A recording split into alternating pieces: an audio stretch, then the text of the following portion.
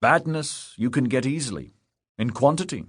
The road is smooth, and it lies close by. But in front of excellence, the immortal gods have put sweat, and long and steep is the way to it, and rough at first. But when you come to the top, then it is easy, even though it is hard.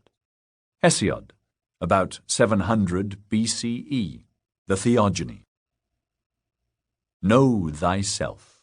Inscription at the Delphic Oracle, attributed to the 7 sages, about 650 BCE to 550 BCE. No science will ever replace myth, and a myth cannot be made out of any science.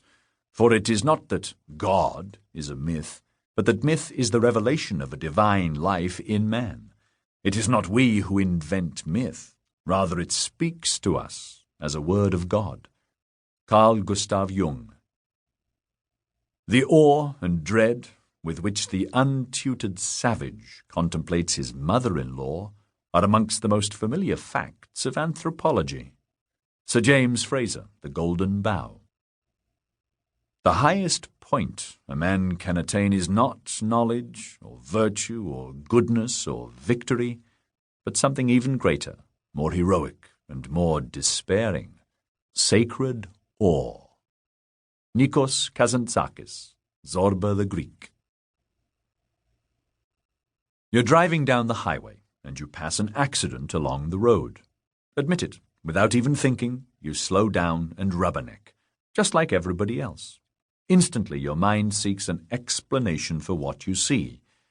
You may have had only a fleeting glimpse of the accident scene. Maybe you saw sets of skid marks, a car upended, dazed people talking to the police. You hear an ambulance wail in the distance as a trooper or firefighter waves you past. You don't know what happened, but you see the effects and want to explain the cause. If you are like most people, you begin to stitch together a theory of what went wrong. Almost without consciously thinking about it, you begin to manufacture a narrative of what happened. That driver was probably drinking. He had to be going too fast. The driver must have fallen asleep and swerved across the road. One car probably cut off the other. In other words, without any facts or much evidence, you try to create a coherent story to explain what you have seen. Maybe it is that simple. This is what makes us truly human. The innate need to explain and understand is what has gotten us to where we are today in the early days of the 21st century. Myths may have begun, in the oldest sense, as a way for humans to explain the car wrecks of their world, the world they could see as well as the world they could not see.